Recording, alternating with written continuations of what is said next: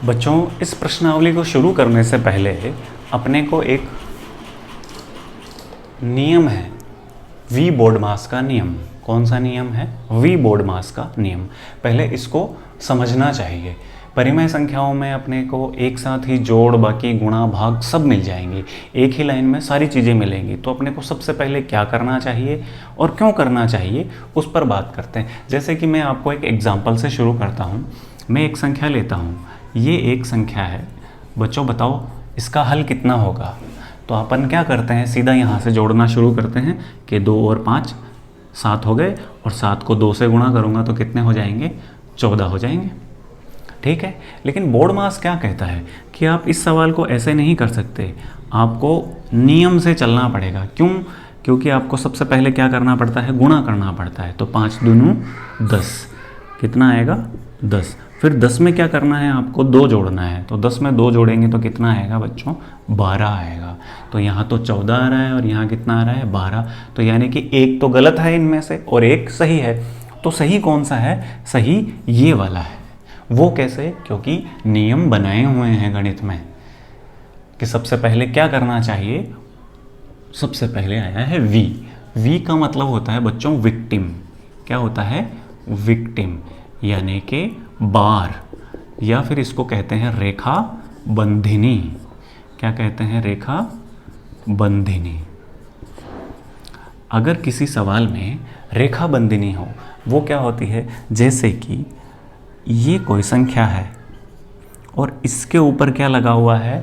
रेखा बंधिनी लगी हुई है, बार लगी हुई है, या फिर विक्टिम लगी हुई है। तो सबसे पहले क्या करना चाहिए? इसको सरल करना चाहिए। क्या करना चाहिए? इसको हल करना चाहिए। उसके बाद में नंबर आता है बी का। इसका मतलब होता है ब्रैकेट। क्या मतलब होता है बच्चों? ब्रैकेट, यानी कि कोष्ठक। क्या होते हैं? कोष्ठक। कोष्ठक भी बच्चों ये ट है या ठ है? शायद ये ठ है, कोष्ठक है ना। तो कोष्ठक भी बच्चों 3 प्रकार के होते हैं। सबसे पहले नंबर आता है छोटे कोष्ठक का। सबसे पहले कौन सा कोष्ठक आता है? छोटा कोष्ठक। उसके बाद में मंझला कोष्ठक। मंझले का मतलब होता है बीच वाला, ठीक है ना। जैसे 3 भाई हों तो उनमें जो दूसरे नंबर पे आता है वो कौन सा होता है? मंझला होता है। फिर लास्ट में नंबर आता है बड़े का, बड़ा कोष्ठक। तो कोष्ठक कितने प्रकार के होते हैं? 3 प्रकार के। कौन कौन सा? एक तो छोटा, दूसरा मंझला और तीसरा बड़ा। सरल करने में सबसे पहले किसको सरल करना चाहिए? तो सबसे पहले छोटे कोष्ठक को सरल करना चाहिए, उसके बाद में मंझले कोष्ठक और अंत में बड़े कोष्ठक को। उसके बाद में ओ लिखा हुआ है। ओ का मतलब होता है ऑफ। ओ का मतलब होता है ऑफ। ऑफ का अपन हिंदी उच्चारण करें तो इसका होता है का, की, के। यानी कि सवाल में कहीं भी का, की, के लिखा हुआ हो तो उसको सरल करना चाहिए। उसके बाद में आया है डी। डी का मतलब होता है डिवाइड। डी का मतलब होता है डिवाइड, यानी कि भाग। फिर किसको सरल करना चाहिए? भाग को सरल करना चाहिए। यदि कहीं भी भाग का निशान हो तो उसको सरल करना चाहिए। फिर है एम। एम का मतलब होता है मल्टीप्लिकेशन या मल्टीप्लाई। तो उसके बाद में किसको सरल करना चाहिए? गुणा को। यदि गुणा किन्हीं 2 संख्याओं के बीच में लगा हुआ हो तो उसको सरल करना चाहिए। अब देखो आगे क्या है? ए। ए का मतलब होता है बच्चों एडिशन। क्या होता है? एडिशन। क्या होता है? एडिशन।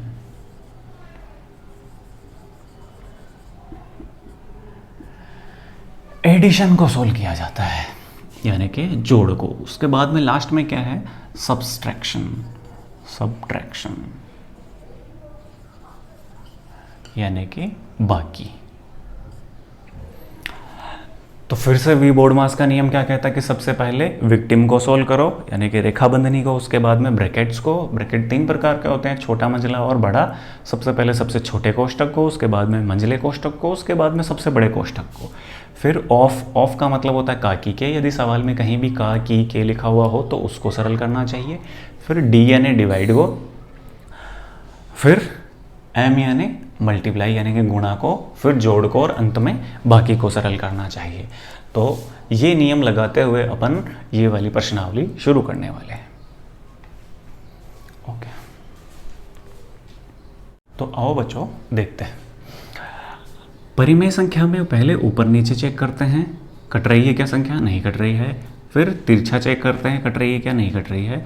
ये देखो बच्चों 3 है, यहाँ भी क्या है 3 है, तो 3 3 के पहाड़े में एक बार बोलने पर आता है और ये भी 3 के पहाड़े में एक बार बोलने पर आता है, कट गई। अब यहाँ तो कौन सा निशान है, प्लस का, इसलिए योग वाला गुणधर्म लगेगा। योग वाले गुणधर्म में कटता नहीं है, माइनस वाले गुणधर्म में भी नहीं कटता है। गुणन के गुणधर्म में क्या होता है, ऊपर नीचे भी संख्या कटती है और तिरछी भी संख्या कट जाती है। तो ऊपर नीचे संख्या नहीं कट रही है, तो 3 एकम 3 और ये 3 दूनी 6 कटेगा। अब क्या करेंगे, गुणा कर देंगे, जिनके बीच में गुणा है उनको गुणा कर दो। माइनस का चिन्ह आ गया, 2 एकम 2, 5 एकम 5।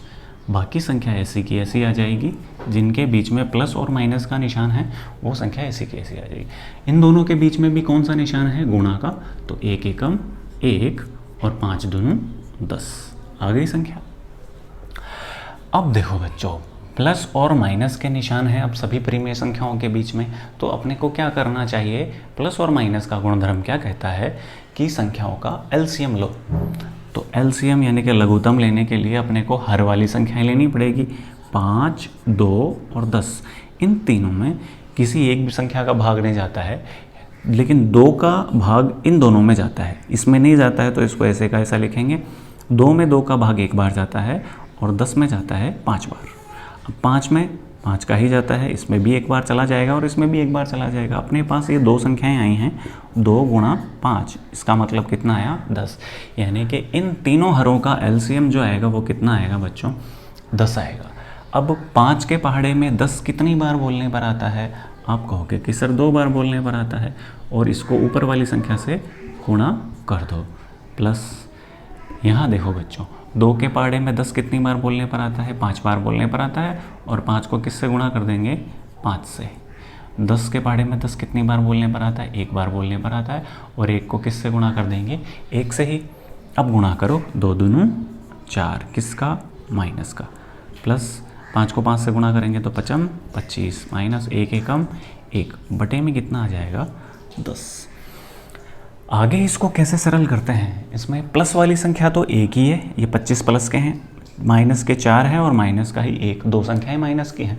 तो प्लस वाली संख्या तो ऐसी की ऐसी लिख दो। माइनस वाली जितनी भी संख्याएं होती हैं उनको सबको जोड़ करके लिख देते हैं। तो 4 और 1 कितने हो गए, 5, ठीक है। माइनस का 4 माइनस का 1 कितना हो गया, माइनस का 5 हो गया, बटे में कितना है, 10। 25 में से 5 घटाएंगे तो कितने बचेंगे, 20, और बटे में कितना है, 10। 20 में 10 का भाग कितनी बार जाता है, अपन जानते हैं 2 बार जाता है। तो उत्तर क्या आ जाएगा इसका, 2 आ जाएगा। फिर से देखो, गुणा वाली, अगर 2 परिमेय संख्याओं के बीच में गुणा का निशान हो तो पहले उनको काट करके लिखा जाता है, फिर साइड गुणा कर देते हैं बच्चों, अंश को अंश से और हर को हर से गुणा कर देते हैं। इसी प्रकार देखो, इनके बीच में भी गुणा का निशान था तो कट रहे तो काट दिया, ऊपर की संख्या ऊपर से गुणा और नीचे की संख्या नीचे से गुणा। फिर प्लस और माइनस में अगर परिमेय संख्याएं हों तो उनमें एलसीएम लेकर के उनको सरल किया जाता है। इसी प्रकार यहाँ भी देखो, गुणा किन किन के बीच में है, इन दोनों संख्याओं के बीच में गुणा का निशान है, तो देखते हैं कि ये कटती हैं क्या, नहीं कटती। तिरछा देखेंगे, सर तिरछा भी नहीं कट रहा है, नहीं कट रहा है तो इनको क्या कर दो, गुणा करके लिख दो, ऊपर को ऊपर से गुणा, तो 2 तिया 6 बटे 5 7 35। निशान कौन सा आ जाएगा बच्चों, माइनस का आ जाएगा। अब ऐसा ही इनमें भी क्या ऊपर नीचे संख्याएं कटती है, नहीं। तिरछा देखेंगे तो ये भी नहीं कट रही है, लेकिन ये जो दोनों संख्याएं हैं ये दोनों 3 के पहाड़े में आती है। तो 3 के पहाड़े में एक बार बोलने पर आता है, और 6 3 के पहाड़े में कितनी बार बोलने पर आता है, 2 बार बोलने पर आता है। फिर अपन जानते हैं कि कौन सा गुणा करना है, साइड गुणा करना है, यानी कि अंश को अंश से, 1 को 1 से गुणा करेंगे तो क्या आ जाएगा 1, और 2 को 2 से गुणा करेंगे तो क्या आ जाएगा 4। फिर क्या है, प्लस का निशान। अब इन दोनों के बीच में भी गुणा का निशान है, तो देखते हैं कि ऊपर नीचे कटती हैं क्या, नहीं कटती है। तो तिरछा चेक करेंगे, ये भी नहीं कट रही, लेकिन ये जो 2 संख्याएं हैं ये दोनों 2 के पहाड़े में आती हैं, यानी कि ये दोनों 2 से कटती हैं। तो 2 के पहाड़े में 2 कितनी बार बोलने पर आता है, 1 बार, और 14 कितनी बार बोलने पर आता है, 7 बार। फिर क्या करते हैं, काटने के बाद में ऊपर की संख्या ऊपर वाली से गुणा, 1 एकम 1, और नीचे वाली से गुणा, तो 7 पंजे 35।